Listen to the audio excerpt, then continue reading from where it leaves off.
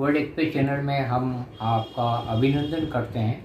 जब सारी दुनिया में पर्यूषण पर्व मनाया जा रहा है, पर्यूषण पर्व जैन धर्म का, तो क्यों मनाया जाता है, इसका क्या महत्व है, ये जानकारी देने के लिए हमारे बीच में बहुत भारत के अच्छे विद्वान प्रोफेसर उदय जैन जी उपस्थित हैं, जो वर्ल्ड एक्सप्रेस चैनल के संरक्षक भी हैं। हम उनको आमंत्रित करते हैं कि इस विषय पर वो अपने विचार व्यक्त करें। जैन धर्म में पर्यूषण पर्व का अत्यंतिक महत्व है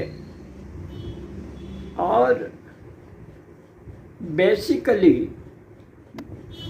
वास्तव में देखा जाए तो आज दुनिया में प्रदूषण की समस्या बड़ी तेज़ी से बढ़ रही है और वह जीवन में, व्यक्ति के जीवन में वह जहर घोल रही है। और यह प्रदूषण की समस्या केवल भारत की नहीं है, वरन यह पूरे विश्व की समस्या है। अगर प्रदूषण की समस्या से मुक्त होना चाहते हैं तो उसके लिए जैन धर्म के जो सिद्धांत हैं, जैन धर्म की जो मान्यताएं हैं, जैन धर्म का जो दर्शन है, जैन धर्म की जो व्यवहारजन्य स्थिति है, उसको अपनाना पड़ेगा। और जैसा हम जानते हैं कि पर्यूषण पर्व जैन धर्म का तप, साधना, ध्यान और उसको जीवन में उतारने का यह एक महत्वपूर्ण उपकरण है। हम देखते हैं कि अगर कुछ शब्दों में कहा जाए तो हम कह सकते हैं कि पर्यूषण बाहरी जीवन का नहीं, वरन अंदर की खोज का नाम है। हम जीवन भर भागते रहते हैं, धन के पीछे, पद के पीछे, स्वास्थ्य के पीछे, प्रतिष्ठा के पीछे, किंतु पर्यूषण यह बाहर भागने का तरीका नहीं है, वरन यह अंदर की आत्मा की खोज का एक तरह से कहें तो तरीका है, आत्मा की खोज का माध्यम है। इसलिए पर्यूषण पर्व जैन धर्म के लिए, जैनियों के लिए, जैन समुदाय के लिए अत्यधिक महत्व का पर्व हो जाता है। पर्यूषण यह अवसर देता है कि हम भागते भागते रुकें और अंदर झांक कर देखें कि आत्मा की अनुभूति करें। वह अनुभूति कैसे हो सकती है जब तक कि हम कषायों से मुक्त नहीं हों, जब तक कि हम क्रोध, मान, माया, लोभ, राग, द्वेष इन सब से मुक्त नहीं हों। इन सब से मुक्त होने का अवसर प्रदान करता है पर्यूषण। और इसलिए कहा जाता है कि तप सबसे बड़ी शक्ति है। और इस नई युग की जो समस्याएं हैं उसका निदान भी जैन दर्शन के पास है। क्रोध आदि विषयों से प्रेरित होकर जो कष्ट सहन किया जाता है वह संसार के दुखों का मुख्य कारण है। पर्यूषण जीवन में संयम का पालन सिखाता है।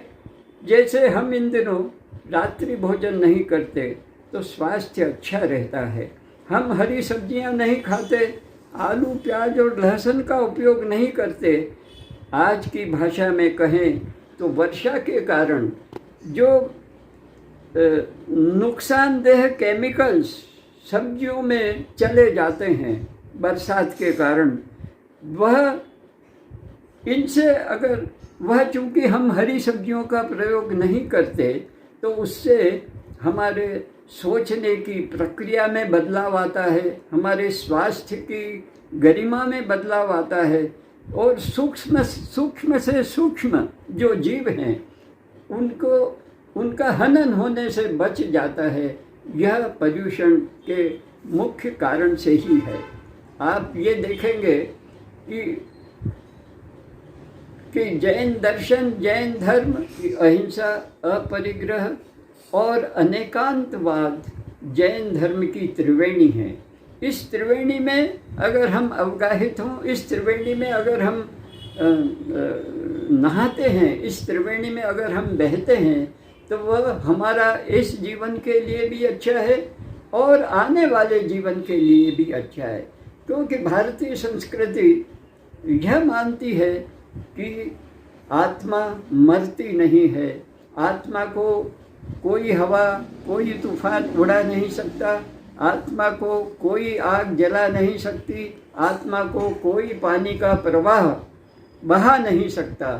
और इस जीवन के बाद आत्मा नए जीवन में प्रवेश करती है, तो वह एक निरंतरता है, जीवन की निरंतरता है। इसलिए शरीर नष्ट होता है पर आत्मा नष्ट नहीं होती। जैन दर्शन इस धारणा को बल प्रदान करता है। बहुत बढ़िया जानकारी आपने दी।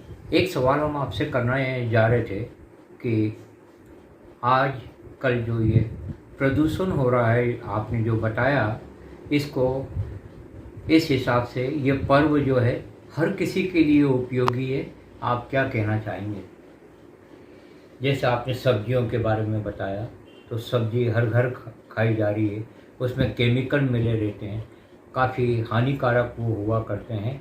तो और क्या बताना चाहेंगे सर? ऐसा है कि विशेष तौर पर बरसात के मौसम में केमिकल्स बह कर के सब्जियों को दूषित करते हैं जी।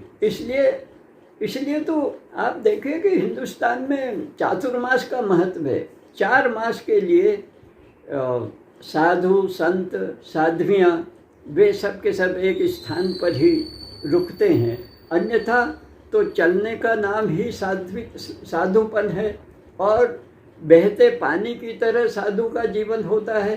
पर इन 4 महीनों में इसीलिए वे एक स्थान पर रुक कर के धर्म की आराधना करते हैं, तप करते हैं, ध्यान करते हैं, योग करते हैं और अब इस जीवन की नहीं बल्कि भविष्य की, आने वाले जीवन की यात्रा को सुखद बनाने का प्रयत्न करते हैं। सबके लिए यह बहुत महत्वपूर्ण है। एक दिगंबर और श्वेतांबर, ये समाज के जो 2 उपवर्ग हैं, इसमें अलग अलग क्यों मनाया जाता है सर ये पर्व? ये जानकारी हम चाह रहे थे। ऐसा है कि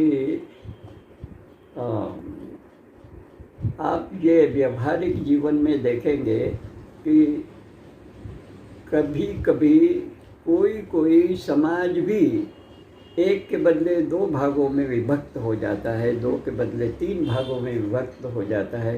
राजनीतिक दल भी एक के बदले 2 भागों में, 3 भागों में, 4 भागों में विभाजित हो जाते हैं। मुझे ऐसा लगता है कि धर्म के क्षेत्र में भी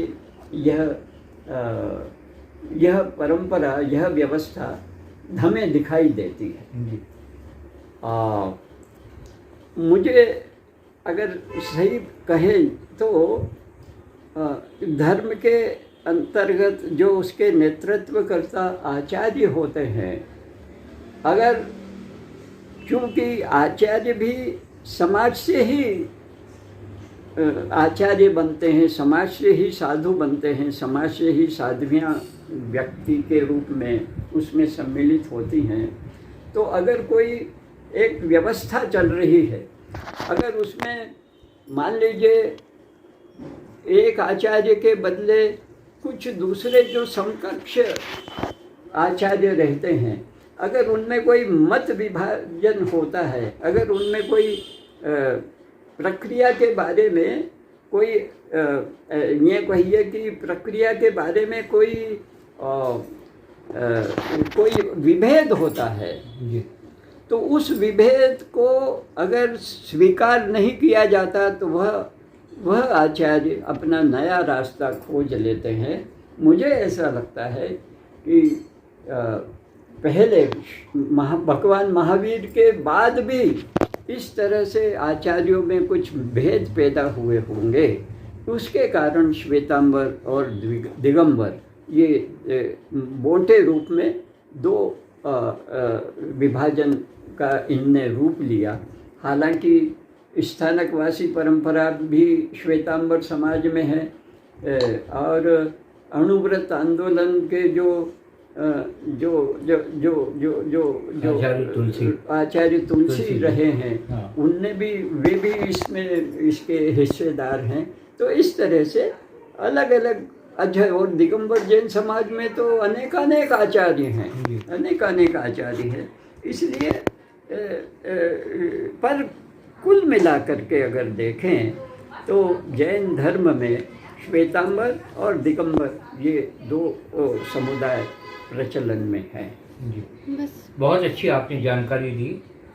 हम अपने दर्शकों से आप उनकी प्रतिक्रिया जानना चाहेंगे। हमारे प्रोफेसर उदय जैन जी का बहुत बहुत धन्यवाद। जय हिंद, जय भारत। नमस्कार। धन्यवाद।